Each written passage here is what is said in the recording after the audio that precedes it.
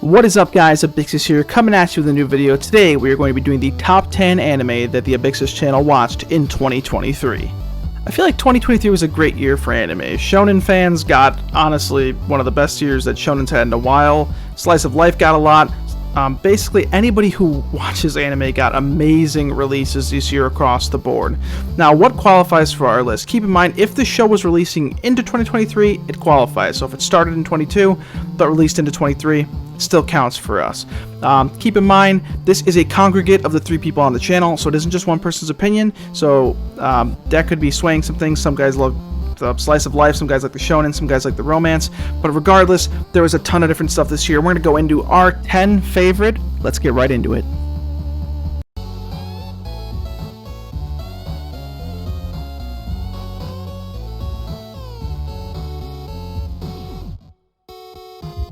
Alright guys, before we go into the actual list, I want to talk about some honorable mentions. These are shows either the entire group didn't watch or were good enough just to be outside of the top 10. First, we got Free Run at Journey's End, mostly because we just started it and don't feel strongly enough to give it a full rank yet. The Megumi Konosuba spinoff, it was solid, but to us, not top 10 worthy. And Devil's a Part-Timer's new core, which was fun but felt a bit sluggish compared to the previous seasons.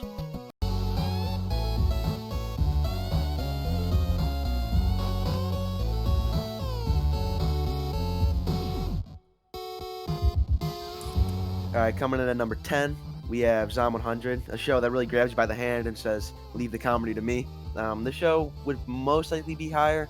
We all enjoyed it very much, but the delays kind of set it back. The show, it's not your typical zombie show. This starts out like, ooh, I hate work. And then, when the zombie apocalypse starts, it's a fun show, and there's a lot of comedy scenes. I'm not going to spoil too much, but there's definitely still like some scenes that show it's a zombie apocalypse, but all around, good show. Just the delays and the other shows above it are just what sets it at 10.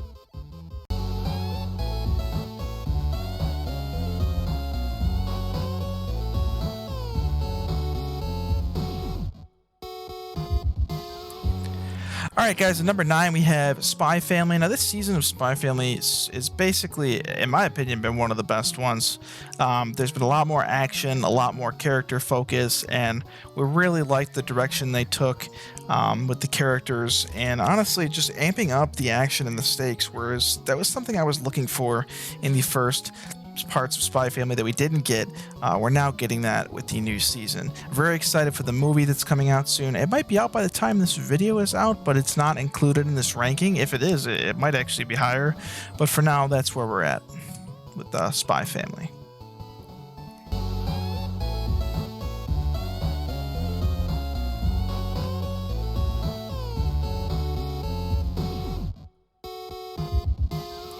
Alrighty fellas, at number 8 we got Hell's Paradise. This show was really good. It had tons of nice visuals, likable characters, and overall really good story. And this show really did not hold back on the gore at all, which we really liked. Really bloody fight scenes. It was kind of just like a big island battle royale. That's right, it's like Fortnite. And yeah, that's pretty much it for number 8. You got Hell's Paradise.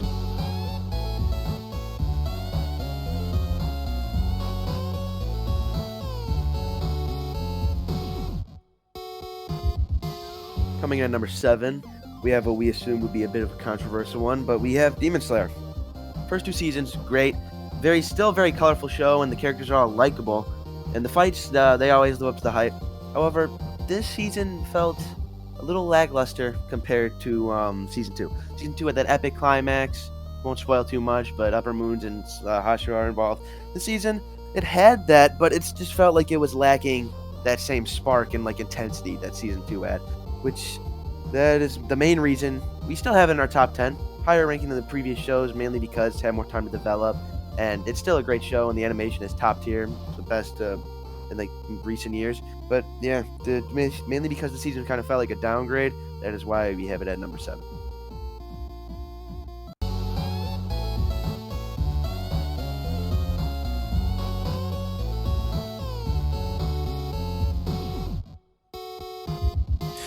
All right, guys, at number 6, we have a sports show. Now, this show's kind of cheating, I guess, because it did come out the year before this, but it did carry into this year. So that counts for us. We didn't count shows we just watched this year, because then there'd be about 30 different ones. But technically, it was releasing in 2023. So the number 6 is Blue Lock. Liked this show way more than I ever expected to. Not a huge soccer fan, but really liked it. There are points where I saw people complaining about animation. There is a decent amount of CGI from overhead shots, but that didn't really bother us that much. High stakes, high action, unique premise, interesting characters and design. They actually take a weird approach of not making all the characters super likable and having a lot of people just be kind of assholes, but you still end up rooting for a lot of them by the end. It's a very unique premise, and I think it's one of those shows that will develop over time to be really good, and as of right now, my second favorite sports anime I've ever watched. So I have very high hopes for Blue Lock in the future, but for now, it's going to go at number 6.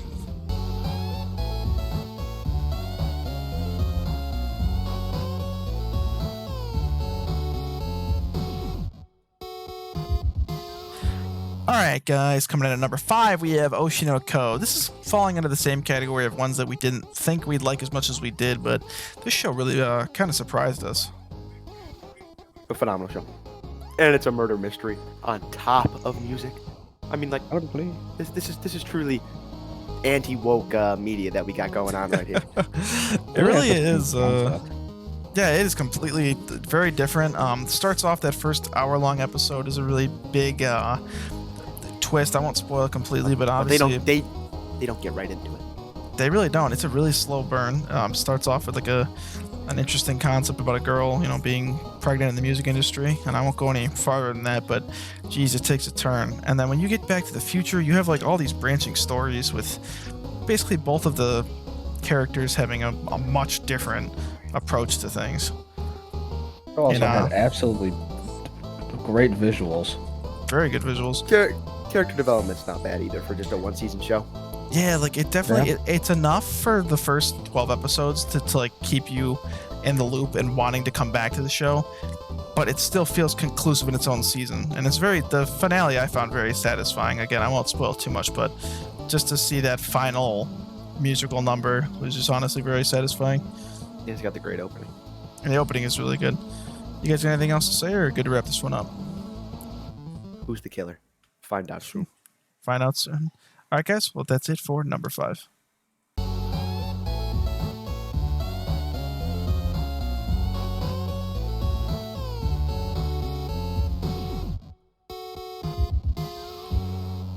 All right, guys, coming to number 4, we got Bleach 1000 Year Blood War Core 2. Now, again, it isn't all just shonen, but shonen is really what we all ended up watching together this year. And also, it's just a good year for shonen. So, Blood War Core 2, what did you guys think of this one? Some of the best fights I've seen this year. Yeah. I'd agree. The fights were great. Lots of good peaks.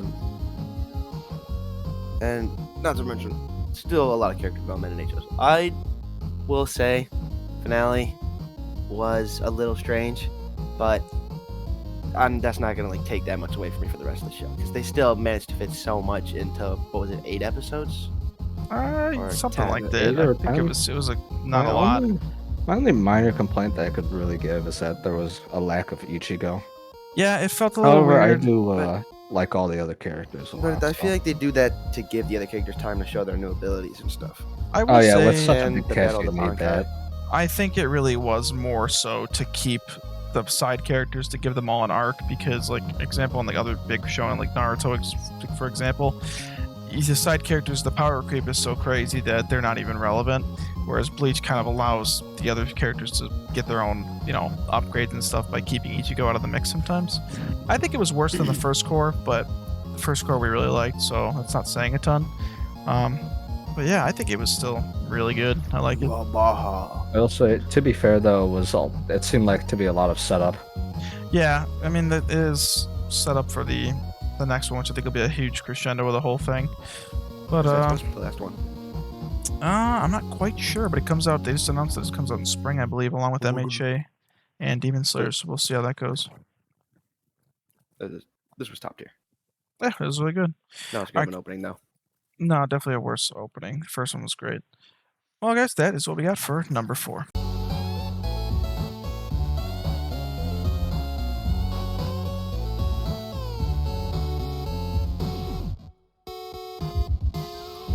Coming in at number 3, we got My Hero Academia Season 6. I thought this was probably the best season of the whole show. I mean, the animation, it stayed about the same the whole show, but the fights, yet again, like every other show on this list, we don't just like fight shows, but the fights are very good, and probably some of the best in the show as well. I would agree. Some of the moments in this season really were just like emotional peaks. Like again, I don't want to. We don't try to spoil that much, but like the return of some characters that you didn't think were going to come back unless you read the manga, and just some of the emotional beats, and also just upping the stakes. Really, like I think a lot of people with MHA were always like, okay, well they're all kids in like school and nothing's going to happen. Like they really showed that they're not afraid to do stuff to characters in this. And Yeah, they definitely took a darker tone with that. All the power amps and like power ups felt like possible and normal. It didn't feel like it was rushed or something just to make it more interesting. Yeah, everything felt earned. Like all the characters' arcs felt earned, and nobody felt like they were overreaching a limit that you wouldn't be able to see them getting. It really felt like the heroes all had to work together to get like that common goal, which I liked. And again, they really upped the stakes. I know like MHA is like gets shit on a lot, but I think it's well written. I thought the season was really good. So it's our opinion on it. So I mean, you don't have to agree, but that's how we feel. But we're right. Yeah, let's say we're. It is a favorites list, so technically we are 100% correct in our assessment here. The only other thing I will add is I think like the scenes where Shigaraki does like the crazy shit. Again, I don't want to say too much. Really just were like very doom and gloom. Like it was intense as hell, and I loved definitely it. tell he's the main threat now. Yeah, he really is living up to that main villain thing, which I didn't think he did a ton in the first few seasons, but now he really does live up to that. But yeah, that is where we have for number 3.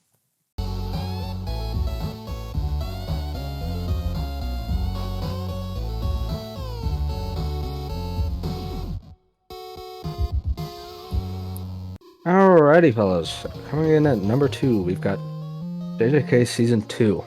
Oh my lordy, this season was such a treat. Yeah, I It mean, ain't even over yet. really, we're in the middle of it, and it's still making the list at this high of a spot. I couldn't even believe it. Like I was not. So we watched season 1, right? None of us really felt that strongly about it. But this is if number 1 just wasn't so influential throughout like its time, I definitely think this would have been the number 1 show this year. Yeah, if number 1 wasn't such an emotional one for us, I think this one probably would have been number 1. And again, like it's crazy we don't just watch shonen, but it's just such a good year for it. But like every show is hitting its peak right now. Character development. Great. They actually make good use of a flashback. One of the best flashbacks, A flashback is great. Which is surprising because we usually hate flashback stuff. Not that to mention, we're not scared to. Well, I'm not scared to kill off characters, but I'm not gonna tell you who dies. Yeah, we don't want to spoil anything, but they're not afraid. They don't hold back on stuff, and I would say, for once, an arc other than I would say like Attack on Titan season 3 part 2, nothing has lived up to the hype that I've had to endure from the manga readers for this long. Like this has actually fully entrenched me, and I think all of us have really just looked forward to it every week. The openings are great, but there's one last thing I'd like to say. Mappa, please free your animators. Yeah, we Yeah. Let's throw that out there. We're willing to wait. We're willing to take a few delays to get that whole situation sorted out because they're doing a great job. So let's take care of them and pay them a little more, I guess. And yeah, that'd be cool. But that is what we got at number 2, and here is coming up number 1.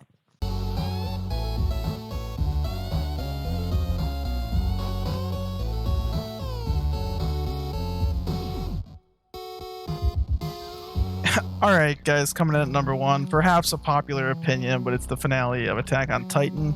I know that is maybe the easy choice, and that's fine. But for us, it was just one of our favorites ever. So to see it come to an end was just really a special occasion. And it's kind of helping that we loved every other season. It's like one of our top 3 shows that we've watched. But this ending and this finale, it's not like it was just biased. It was very good, and it felt fitting, and they wrapped it up in a good amount of time. Wish it didn't take so long to come out, but everything felt normal, and it was great. It is a very fitting climax for a very amazing show, and it'll be interesting to not see this show anymore and no more like new seasons for it. Yeah, I would definitely say that this was well worth the wait. I would agree. I mean, Attack on Titan, like, no matter people, it's one of the few shows where if people say it's overrated, I will argue about it. Like, other big shonens and stuff like MHA, I'll just kind of go, okay, well, that's your opinion. With AOT, I mean, it really is just a legendary show of this, like, generation. And for us, it was an emotional climax to see it end, but also just, like, it felt like a good combination. Now, the ending I know is controversial. I don't mind it, actually. I think we all kind of are okay with it. And really it just felt a different type of way to see the show end and see all these characters' stories come around full circle. I mean, just a legendary show, and I'm excited to. My favorite character made it. Yeah, I was gonna say I was pretty happy about that too, because I was worried about it because we did not read the manga, so it was very hard to avoid spoilers. But for the most part, we did. At least I did. And again, that is just one of the ones that, yeah, he gets unlucky with spoilers more than anyone, really. He gets them on his YouTube homepage. Yeah, he's kind of I do not do that. He's like, oh my god, guys. And then he tries to tell us what happened every time. He's like, guys, I have a prediction. I'm like, no. But yeah, and if we're including part 1 of the finale, I also think that was pretty good. That was mostly setup, but still really good. And yeah, Attack on Titan will be missed. Clearly, legendary show in the community, and I'm waiting for the next one to come around that makes me feel that kind of way again. And hopefully, JJK is that show. Sure seems like it's going in that direction. So, anything for you guys to wrap it up for all of our top 10s? A little epilogue here. JJK will be number 1 next year. I think it's got potential. Yeah. It's either gonna be another big year for Shonen. We have potential. We have and maybe that JJK, MHA is getting a new season. Demon Slayer hopefully getting back to being good. I didn't love this season that much, even though we put it on the list. It's just okay. And hopefully next year will be maybe the list will be more varied. I promise, guys, this isn't all we watch. It's just, again, this is mostly stuff that all 3 of us watched together, and usually that ends up being the really big stuff. So, you guys want me to kick the outro off then, or you got anything else to add? Throw the outro up now. I'm getting paid for this immediately. All right. Well, thank you guys for watching. This is a bigger video for us, and one of the ones that took us a long time to make. Yeah, so if you like it, leave a comment and like the video. Let us know what your top 10 is for sure. I mean, we're willing to check anything out. We're just so super damn backed up on watching like old classics and new stuff that it's hard to keep up with. But if you throw something out there, we'll look into it. We might end up watching it, and maybe it'll make next year's list if it's get another season or something. Other than that, stay tuned for our other top 10 video on games. And yeah, thank you guys for watching.